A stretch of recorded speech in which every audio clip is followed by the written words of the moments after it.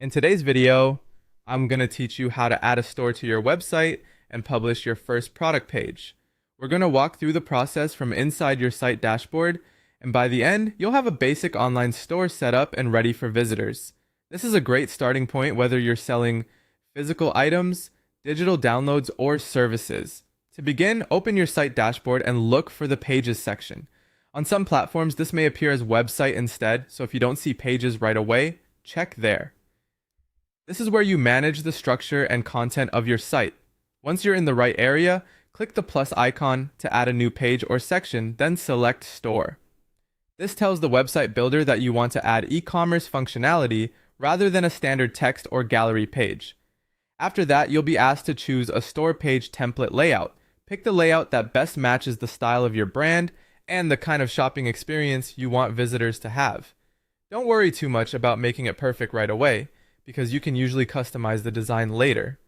With the store page added, the next step is to create your first product. Click Add Product and then choose the product type that fits what you're selling. If you're shipping something tangible, choose physical. If it's something customers will download, choose digital.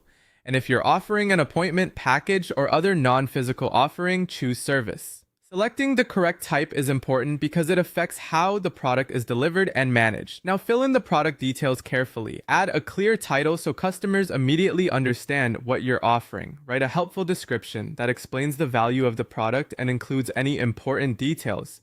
Enter the price and upload images that show the product clearly and professionally. Good images and accurate descriptions can make a big difference in helping people feel confident about buying. Before your store can accept orders, you'll need to connect a payment processor. Go to Commerce, then Payments, and choose an available option such as Stripe or PayPal. Follow the prompts to connect your account so your site can securely process payments. Once everything is in place, review your store page and product information one more time to make sure it all looks right. When you're ready, click Publish. Your store will go live, and customers will be able to visit your site and start shopping.